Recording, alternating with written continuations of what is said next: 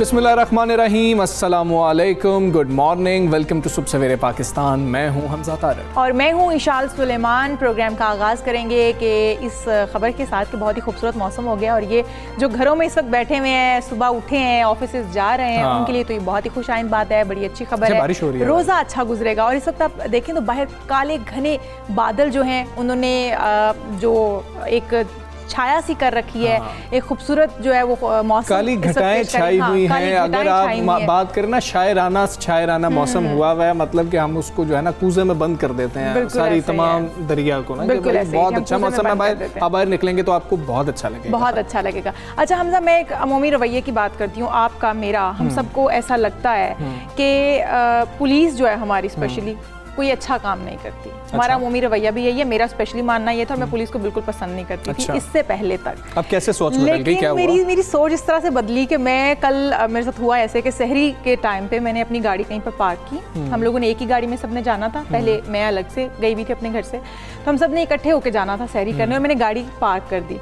मुझे लगा कि यार ये शॉप्स हैं, सेव है, यहाँ पर पार्क करते हैं, हम लोगों ने सहरी करनी है, साथ ही थोड़ा आगे पॉइंट है, सहरी करके फिर मैं गाड़ी लूँगी।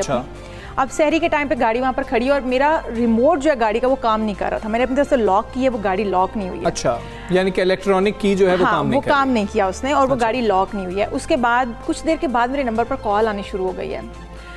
मैंने अननोन नंबर था, लेकिन क्योंकि बहुत सारी कॉल्स आ रही होती हैं, तो मैंने सहरी के टाइम में बैठे सहरी करने शुरू ही हमने किया। मैंने कॉल अटेंड किया, मैंने कहा जी, और कॉल में मुझे कहा गया है कि आप इशाल साहिबा बात कर रही हैं। मैंने कहा जी बिल्कुल। मैं अब हैरान हुई कि अननोन नंबर से मेरा नाम भी बताया जा रहा है और सहरी के टाइम पे कौन मुझे कॉल कर रहा है। मुझे कहा गया, मोहतरमा आप इस वक्त कहाँ तशरीफ़ रखती हैं? मैंने कहा जी क्यों? मैं थोड़ा, आपसे कोई पूछेगा कि भाई आधी रात को आप कहाँ तशरीफ़ रखती हैं तो आप थोड़ा चौंकेंगे। मैं थोड़ा हैरान हुई। मैंने कहा जी आप क्यों पूछ रहे हैं? मोहतरमा आपकी गाड़ी फलां जगह पर खड़ी है और इस टाइम पे इस पहर में तो हम लोग इसलिए परेशान हुए, हम फलां सतो कतला थाने से हम ये बात करें। मैंने कहा जी, मैंने कहा सीरियसली? तो ये जो सेफ सिटी कैमरे हैं उनकी मदद से? जी उनकी मदद से, या फिर वो गश्त पे होंगे, ये दोनों चीज़ें फैक्टर हो सकते हैं। अच्छा, मैंने कहा आपने मेरा नंबर कहाँ से लिया? मेरी गाड़ी डेफिनेटली वहाँ पे खड़ी है, मैं अपनी फैमिली के साथ यहाँ पर इस वक्त मौजूद हूँ, और मुझे बताएं कि मेरी गाड़ी, आप कहाँ पे वहाँ पे पहुँचे, मेरी गाड़ी में ऐसा क्या इशू है? उन्होंने कहा जी हमने देखा कि गाड़ी बिल्कुल खाली खड़ी है, और जब हमने उसको चेक किया तो गाड़ी जो है उस डोर खुले हुए थे। अच्छा। आप यकीन करें मेरी बहुत सारी चीज़ें गाड़ी में पड़ी हुई थी, सारी की सारी सेव। उन्होंने कहा कि जब तक मैम आप आती नहीं है हम गाड़ी, हाँ हम यहाँ पर खड़े हैं, हम गाड़ी को अकेले छोड़ के नहीं जाएंगे क्योंकि आप लॉक करना भूल गई हैं। जब मैं वापस आई उन्होंने मुझे कहा जी हमने सिर्फ आपकी एक परफ्यूम यूज़ किया है, उसके अलावा हमने कुछ इस्तेमाल नहीं किया। और उन्होंने अंदर से नंबर कहाँ से लिया? वॉलेट अंदर था क्या? मेरा वॉलेट अंदर पड़ा हुआ था, और वॉलेट के अंदर एक स्लिप थी जो कि मैंने एक कंप्लेन कुछ दिन पहले दर्ज करवाई थी। उस कंप्लेन के ऊपर जो कंप्लेन नंबर आपको स्लिप मिलती है उसके ऊपर मेरा नंबर दर्ज था। उन्होंने वहाँ से मेरा नंबर लिया और क्या बात है जी, क्या मेरे लिए बड़ा इंप्रेसिंग, ये बहुत अच्छी बात है जी। आप देखें कितना खूबसूरत रवैया है और किस जिम्मेदारी का उन्होंने मुजाहिरा किया, और फिर उन्होंने इशाल को जिस तरह से कॉल किया, वहाँ पर मौजूद रहे हैं। अगर वहाँ पर वो ही कुछ करके चले जाते जो हमारा आम तासुर है या अमूमी तासुर हम यही समझते हैं, जिस तरह से इशाल की सोच एक बदल गई है, तो ये बहुत अच्छी बात है। अप्रिशिएट करना चाहिए उन लोगों को। यकीनन आपने उस वक्त भी उनकी बहुत तारीफ किया था, मुझे बहुत अच्छा लगा ये जान के, और मेरा जो तासुर था उनके हवाले से, पुलिस डिपार्टमेंट के हवाले से, वो यकसर बदल गया उस वक्त। हम लोग पता है क्या कहते हैं, मैं पहले ये कहती थी जहाँ पर भी कोई पुलिस वालों के सामने भी मैं ये कहती थी कि भाई जब कार्रवाई हो जाती है, जब वारदात हो जाती है, आप लोग तभी क्यों पहुँचते हैं? लेकिन इस बार मेरा बिल्कुल आपका जो है ना 180 डिग्री हो गया, बिल्कुल चीज जो है एंगल बिल्कुल तब्दील हो गया। नहीं हुई है, गाड़ी खुली थी, इसके बावजूद वो जल्दी पहुंच गए। ये हकीकी पॉलिसिंग है, असल पॉलिसिंग है। और हम जो है तमाम वो पुलिस वाले, तमाम वो लोग जो अपना काम बेहतरीन तरीके से सर अंजाम दे रहे हैं, उनको सैल्यूट करते हैं, उनका शुक्रिया अदा करते हैं। और साथ ही बात करेंगे कोरोना वायरस के हवाले से, तो मुल्क में कोरोना वायरस का जो इफरीत है वो बेकाबू होता जा रहा है, और जिस तेज़ी से केसेस और अमवात बढ़ रही हैं, इसको देखते हुए भी अवाम ने ज़िम्मेदारी नहीं दिखाई तो हालात खौफनाक शक्ल इख्तियार कर सकते हैं। तशवीशनाक सूरत हाल तो अभी भी है। बिल्कुल ऐसा ही है। और national command and operation centre के सरबराह असद उमर ने भी खतरे की घंटी बजा दी है। उन्होंने कहा है कि कोरोना की वजह से सूरत हाल संगीन है। मुल्क में मज़ीद बंदिशें बढ़ाई जाएंगी या फिर सख्त फैसले ज़ेर गौर हैं, तजावीज़ दी गई हैं जिन पर अमल दरामद जो है या जिनका ऐलान या जिनका फैसला जुमे का रोज़ जो है वो कर दिया जाएगा। और उन्होंने कहा कि कराची और हैदराबाद में कोरोना मुस्बत केसेस की शरह जो है अब वो तकरीबन डबल हो चुकी है और 600 से ज़ायद मरीज रोज़ाना हस्पताल पहुँच रहे हैं। रवा हफ्ते की बात कर ली जाए तो कोरोना की वजह से सबसे ज़्यादा अमवात हुई हैं। और इशाल हम भारत की बात करते हैं, हमारा हमसाया मुल्क है, हम जैसा मौसम है, तकरीबन तमाम हालात हमारे जैसे हैं, वहाँ पर 2000 से ज़ायद अमवात हुई हैं गुज़श्ता 24 घंटों के अंदर। 2000 से बहुत ज़्यादा हैं। 2000 आप सोच लें कि अगर इस तरह से रेशो बढ़ती चली गई तो होगा क्या। असद उमर साहब ये भी कहते हैं कि बड़े शहर अभी बंद नहीं कर रहे हैं मगर चंद दिन का मार्जिन रह गया है। अल्लाह से दुआ भी है कि हमें बड़े कदम की तरफ ना जाना पड़े, हमें इस तरह के जो सख्त फैसले हैं वो ना करना पड़े। जो उधर सिंध की वज़ीर सेहत हैं अज़रा पिचीहो, वो भी ये कहती हैं कि सूबे में कोरोना की जो बरतानवी किस्म के केस हैं वो रिपोर्ट हो रहे हैं बहुत ज़्यादा, जिसे हम यूके वेरिएंट कह रहे हैं, उसके केसेस बहुत ज़्यादा रिपोर्ट हो रहे हैं। बिल्कुल वो ये कह रही हैं कि हमारी तहकीक के मुताबिक हमें ये मालूम हुआ है कि 50% तकरीबन जो हैं वो यूके वेरिएंट के केसेस हैं और केसेस वहाँ पर भी बढ़ते चले जा रहे हैं। तमाम तर सूरत हाल के ऊपर बात करेंगे।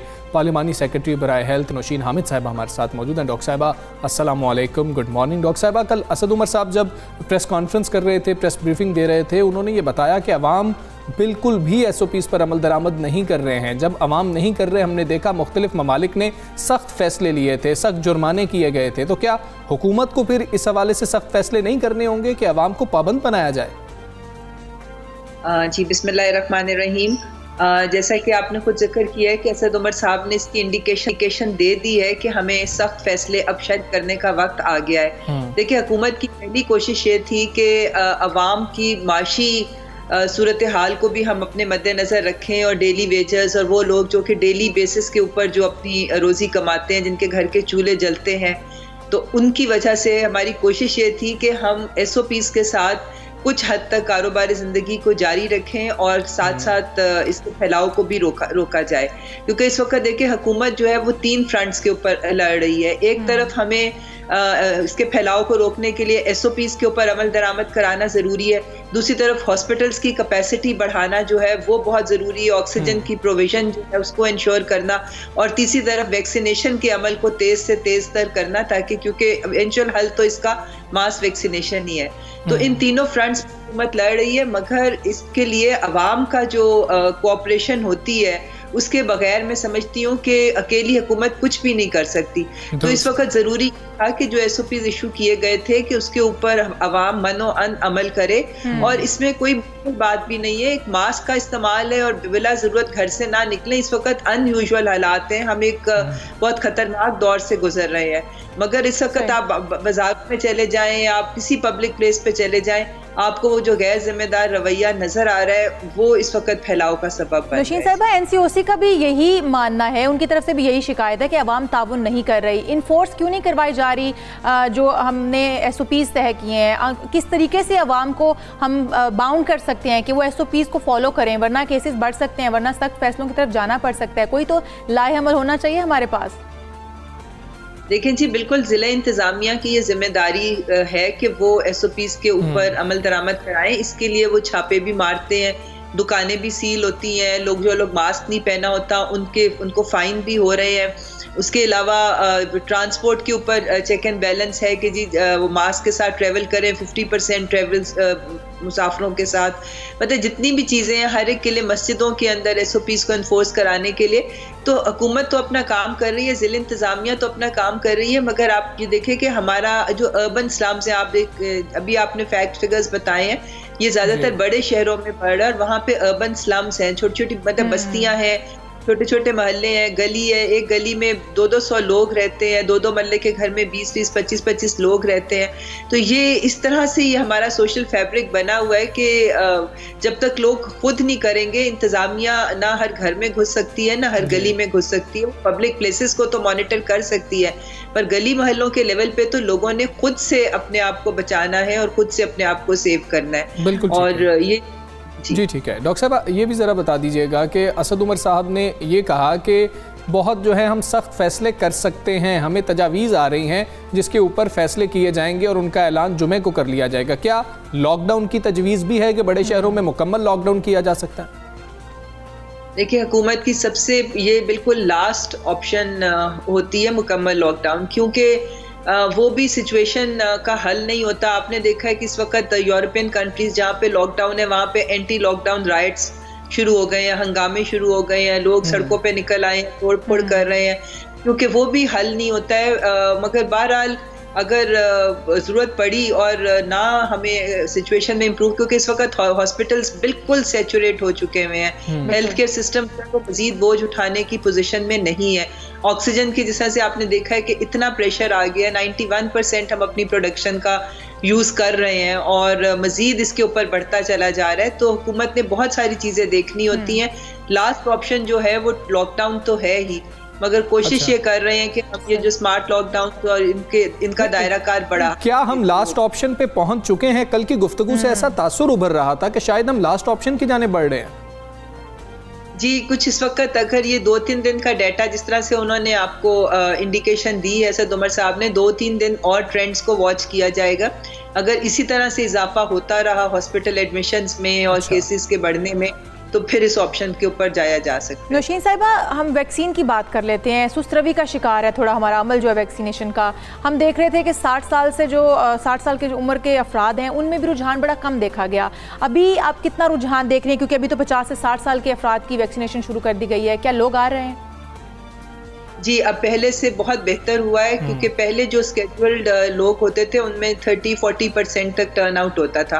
अब जिन लोगों का स्केड्यूल होता है, जिनको मैसेजेस जाते हैं, 80-90% लोग जो है वो सेंटर्स पे आ रहे हैं और कई जगह पे तो 100% भी अटेंडेंस तकरीबन हो रही है। तो अब क्यूज भी लगनी शुरू हो गई है। आपने देखा है सेंटर्स के ऊपर रश भी होने शुरू हो गए हैं। तो अब रिस्पांस जो है वो बेहतर हो रहा है और अब जैसे शुरू में कुछ हज़ार लोग आया करते थे, अब तकरीबन हम जैसे 1 लाख कल स्केड्यूल किए हुए थे। तो अब डेफिनेटली, क्योंकि अब लोगों का एक तरह से वैक्सीन पे थोड़ा सा कॉन्फिडेंस बिल्ड हो गया। बिल्कुल नई चीज़ आई थी, लोग घबरा रहे थे, पर अब जैसे जैसे लोग लग रही है, दूसरे लोग जो है वो अब उसमें कॉन्फिडेंस फील कर रहे हैं और सामने आ रहे हैं। ठीक है डॉक्टर साहब, ये बता दीजिएगा कि हम लोग क्योंकि जब वैक्सीनेशन सेंटर्स जा रहे हैं खुद अपने बुजुर्गों को लेके, तो रमज़ान में ये ट्रेंड देख रहे हैं कि रोज़े के दौरान जो मॉर्निंग शिफ्ट है उसमें शायद कम रश नज़र आ रहा है, लेकिन इफ्तारी के बाद जब 9 बजे के बाद यहाँ पर लाहौर के अंदर खुसूसी तौर पर जब लोग आना शुरू होते हैं तो वो बड़ी तादाद में आ रहे होते हैं। तो उसके हवाले से भी कुछ गाइडलाइंस दी गई हैं, कुछ टीम्स को बढ़ाया गया है, जिस तरह से शिफ्ट्स को आपने मैनेज किया है? जी, डेफिनेटली वैक्सीनेशन सेंटर्स को ज़्यादा फाल किया जा रहा है। ज़ाहिर 2 शिफ्टें हो गई हैं, अमला भी बढ़ाया जा रहा है। तो जिस तरह से लोग बढ़ेंगे, शायद मजीद वैक्सीनेशन सेंटर्स भी उनके नंबर में भी इजाफा किया जाए। पर ये जिस तरह लोग आते जाएंगे और स्केड्यूल होते जाएंगे और जिस तरह हम लोग तादाद बढ़ाते जाएंगे अपने स्केड्यूल्ड पेशेंट्स की, उस हिसाब से इंशाल्लाह ताला सहूलियात भी बढ़ाई जाएगी। नौशीन साहिबा, खित्ते में कोरोना की सूरत हाल जो बिगड़ती चली जा रही है, हम लोग भारत की बात कर लें, ईरान की बात कर लें, केसेस बहुत ज़्यादा हो गए हैं। क्या आप नहीं समझती कि जो बैरून ममालिक से आने वाली फ़्लाइट्स हैं या लोग हैं, उनके ऊपर चेक एंड बैलेंस होना चाहिए, उनको भी करंतना करने का हमें फ़ैसला करना चाहिए कि उन्हें करंतना करना पड़ेगा? जी देखें, जिन ममालिक में ज़्यादा इस वक्त कोरोना मौजूद है उनको सी कैटेगरी में डाला गया है। और सी कैटेगरी का मतलब ये होता है कि वो वहाँ पर अपना ट्रेवल शुरू करने से 72 आवर्स पहले अपना कोरोना टेस्ट करवाएंगे और वो लेकर ये नेगेटिव टेस्ट की रिपोर्ट, और जब वो यहाँ पाकिस्तान में लैंड करेंगे तो यहाँ आने के बाद भी उनका टेस्ट होगा। एयरपोर्ट के ऊपर रैपिड एंटीजन टेस्ट होता है ताकि ये कंफर्म हो जाए कि ये कोरोना फ्री है। नौशीन साहिबा, करंतना करने की शर्त नहीं है लाजिम कि आपने 10 दिन 15 दिन आपने करंतना करना होगा, ये शर्त नहीं रखी गई है। जी, अभी फिलहाल तो ये नहीं है, मगर मैं समझती हूँ कि लोगों को खुद जिम्मेदारी का सबूत देना चाहिए कि जिस वक्त वो वापस आते हैं तो वो कुछ दिन जो है वो घर के अंदर ही रहें और अपने आप को वॉच करें। मगर बहरहाल जिस तरह से हालात टफ हो रहे हैं, ये चीज़ भी अप्लाई दोबारा से पहले जिस तरह हो रही थी, हो सकता है ये दोबारा ऐड कर दी जाए। बिल्कुल ठीक है डॉक्टर साहबा, स्कूल खोल दिए गए थे, जमातें खोल दी गई थी, हम देख रहे हैं मैट्रिक और इंटर के बच्चों को 9वीं से लेकर 12वीं जमात तक, क्या जो कल फैसले होने जा रहे हैं उसमें उनके हवाले से भी कुछ फैसला बताया जाएगा कि शायद दोबारा बंद किए जाएँ? जी देखें, इसकी अब सिफारिशात तैयार की जा रही हैं, तजावीज़ जैसे कि आपको बताया उन्होंने कि आ रही हैं, तो सिर्फ इनका ये एग्जाम की हद तक शायद हो, क्योंकि एग्जाम तो थोड़ी सी 2-3 घंटे का एग्जाम होता है और उसके अंदर फिजिकल डिस्टेंसिंग करानी पॉसिबल है। स्कूल्स जो होते हैं उनके अंदर बच्चों को जरा अलग रखना थोड़ा सा इशू होता है। हालांकि SOPs किए गए हैं और तादाद भी कम की गई है कि कम बच्चे एक दिन में आए, मगर ये सब डिपेंड करेगा, ये आज और कल का जो डेटा हमारे पास आता है, केसेस की जो तादाद आती है, उसके मुताबिक ट्रेंड्स को देख के फैसले मजीद किए जाएंगे। जी ठीक है। डॉक्टर नौशीन अहमद साहिबा, बहुत शुक्रिया आपका, सबसे पाकिस्तान का आप हिस्सा बनी, और जो वो कह रही थी उसके मुताबिक यही पता लग रहा है कि कुछ सख्त फैसले जो हैं उनका ऐलान कल हो सकता है, और उसकी वजह गवर्नमेंट नहीं है, उसकी वजह हम लोग हैं, क्योंकि हम लोग एहतियात नहीं कर रहे हैं। साथ ही गवर्नमेंट की जिम्मेदारी शायद यह है कि बाकी मुल्कों में हम देख रहे हैं कि खासे फ़ाइन हो रहे हैं इस चीज़ के ऊपर, लोग घबरा रहे हैं कि हम लोग अगर SOPs की खिलाफ वर्जी करेंगे तो हमें इतना ज़्यादा फ़ाइन हो जाएगा जो हम नहीं भर सकेंगे, उसके ऊपर गवर्नमेंट को सोचने की। बिल्कुल, जैसे कि हमने बताया भी था कि वैक्सीन ना लगवाने वालों के लिए कितनी सख्ती की गई थी और किस तरह की SOPs वहाँ पे रखी गई थी, किस तरह के जुर्माने किए जा रहे थे। अब अगर हम मुल्क भर की ये बात कर रहे थे तो हमें मेरे ख्याल में सिंध की सूरत हाल, डॉक्टर अजरा पेचोहो ने क्या कहा था, वो क्या कह रही हैं कि कराची और हैदराबाद में क्या सूरत हाल बढ़ती चली जा रही है, UK वेरिएंट के हवाले से उन्होंने क्या कहा, आपको सुनाते हैं।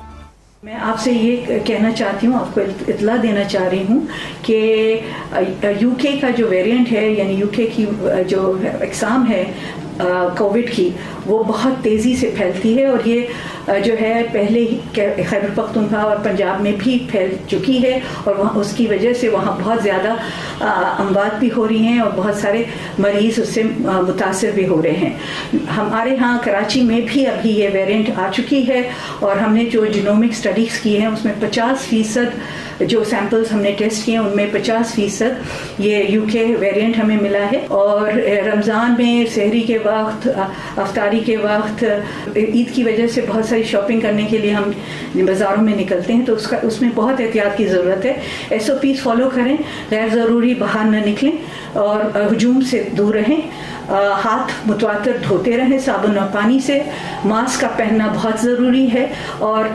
समाजी दूरियां बरकरार रखें। जो 50 साल से बड़ी उम्र के लोग हैं वो अपने आप को वैक्सीनेशन कराएं और टीका लगवाएं, इससे आप जो है अपने आप को महफूज रख सकते हैं कोविड से। देखो, ये बिल्कुल वही बुनियादी बातें हैं जो 1 साल पहले हमें मालूम हो चुकी थी कि आपने हाथों को बार बार धोना है, आपने सोशल डिस्टेंसिंग का ख्याल रखना है, आपने हाथों को सैनिटाइज करते रहना है, अपने मुंह पे हाथ आपने नहीं लगाना है। बिल्कुल, मुझे याद है हमजा, जब हम लोगों का ये कोरोना हमारे मुल्क में स्टार्ट हुआ, इसकी फर्स्ट लहर आई, तो हम लोगों ने क्या किया था, हम लोग अपने न्यूज़ बुलेटिन्स पे इवन हम बैठ के सबसे पहले जो आगाज़ करते थे हम इसी मैसेज के साथ करते थे। हम लोग बताते थे अपने बुलेटिन्स के अंदर, बार बार इस बात की अवेयरनेस दे रहे थे कि आप हाथ बार बार धोएं, आप सैनिटाइज करें, आप सोशल डिस्टेंसिंग करें। अब ये बातें फिर हमें रिपीट करनी पड़ रही है। हमारे जो है वो साइकी आप चेक कर लें कि हमें एक दफ़ा की बताई हुई बात या 50 बार की बताई हुई बात हमें याद नहीं रहती, हमें फिर से बताने की ज़रूरत है। और ये आप देखें कि सिर्फ आप अपने लिए कर रहे हैं, ये हमारे लिए नहीं कर रहे, ये आप गवर्नमेंट के लिए नहीं कर रहे, अपने लिए कर रहे हैं, अपने प्यारों के लिए कर रहे हैं, अपने पाकिस्तान के लिए कर रहे हैं। अगर आप एहतियात नहीं कर रहे हैं तो हो सकता है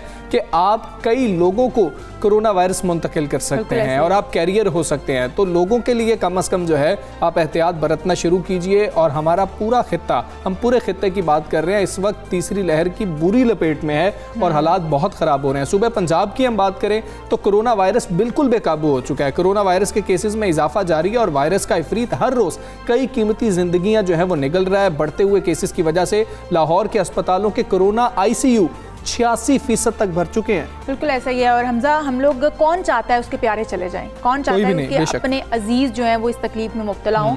इसलिए अगर आप लोग नहीं चाहते, हम सब में से कोई भी नहीं चाहता, तो फिर आप लोगों को एहतियात बरतनी होगी। शहर में इस वक्त जो कोरोना की, हमारे पंजाब की बात करते हैं हम, तो सूरत हाल है। उसके अलावा अगर लाहौर की बात कर लें तो कोरोना के जो मुस्बत केसेस हैं उनकी शरह 18% से जायद हो चुकी है और केसेस बढ़ने से अस्पतालों पर बोझ बहुत ज़्यादा बढ़ता जा रहा है। हमने यूरोप के अंदर ये हालात देखे थे कि जब उधर कोरोना की पहली लहर आई थी, बोझ बढ़ गया था, कुछ समझ नहीं आ रही थी, तो लोग सड़कों पर मौजूद थे। हमारा हेल्थ सिस्टम बहुत बेहतर हुआ है, हमने 1 साल के अंदर बहुत ज़्यादा इम्प्रूव किया है कोरोना वायरस को लेकर, लेकिन फिर भी एक हद है, तो वो गुंजाइश जो है वो मुकम्मल होती जा रही है, ख़त्म होती जा रही है। शहरी SOPs पर अमल करते हमें नज़र नहीं आ रहे हैं। दिन भर मार्केट्स शहरियों से भरी रहती हैं जिनमें SOPs की धज्जियाँ भी खेरी जाती हैं। लाहौर समेत पंजाब भर में जो है 50 से 59 साल तक की उम्र के अफराद की वैक्सीनेशन का कल से, यानी कि गुज़श्ता रोज़ से बुध से आगाज़ हो गया है। खुदारा खुद जाइए, खुद को वैक्सीनेट कीजिए। आपके घर में बुज़ुर्ग हैं, उनको भेजें। जब तक वैक्सीनेशन नहीं होगी, जब तक हर्ड इम्यूनिटी नहीं होगी, हम इस वबा से छुटकारा हासिल इंशाअल्लाह नहीं कर सकते। बिल्कुल ऐसा ही है, और साथ ही हम एहतियात करके अपने आप को महफूज भी रख सकते हैं। वैक्सीनेशन लगवाना भी ज़रूरी है और एहतियात भी इस माह रमज़ान में बाहर भी निकलना और साथ ही एहतियात भी करना ज़रूरी है। हम एक ब्रेक लेते हैं, ब्रेक के बाद वापस